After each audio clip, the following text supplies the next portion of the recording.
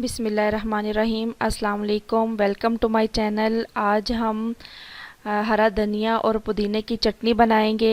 बनाना बहुत ज़्यादा आसान है। देख लेते हैं कि क्या क्या चीज़ें ज़रूरत हैं। धनिया आधी गठी और पुदीना आधी गठी, नमक हस्बे ज़रूरत, हरी मिर्चें हस्बे ज़रूरत। मैंने यहाँ पर 4 से 5 अदद ली हैं और जवे 8 से 10 अदद, लहसुन के जवे, और लीमू का रस 2 खाने के चम्मच।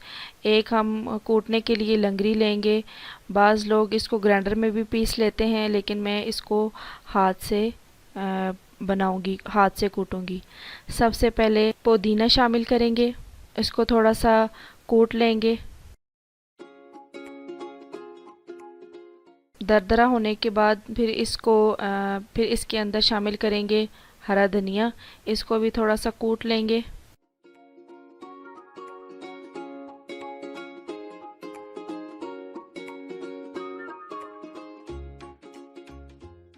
इसके अंदर फिर हरी मिर्चें शामिल करेंगे, इसको भी कूट लेंगे अच्छे तरीके से, और लहसुन के जवे भी शामिल कर लेंगे।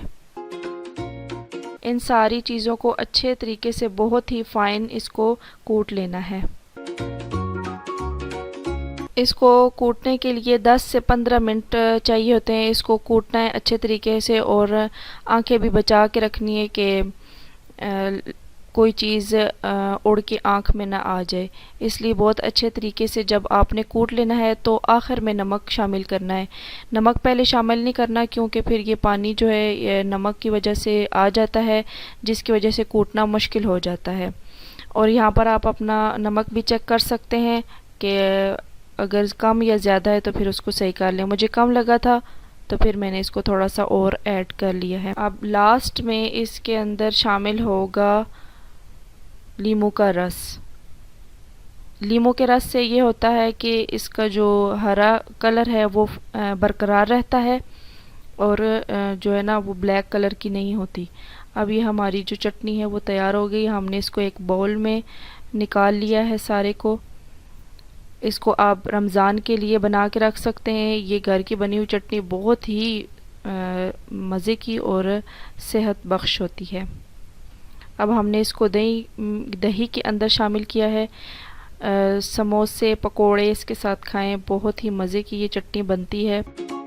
हमारी मज़ेदार और लजीज चटनी तैयार हो गई है। इसको ज़रूर बनाएं और फैमिली के साथ शेयर करें, लाइक करें और मेरे चैनल को सब्सक्राइब करें। मुझे अपनी दुआओं में याद रखें। अल्लाह हाफिज़।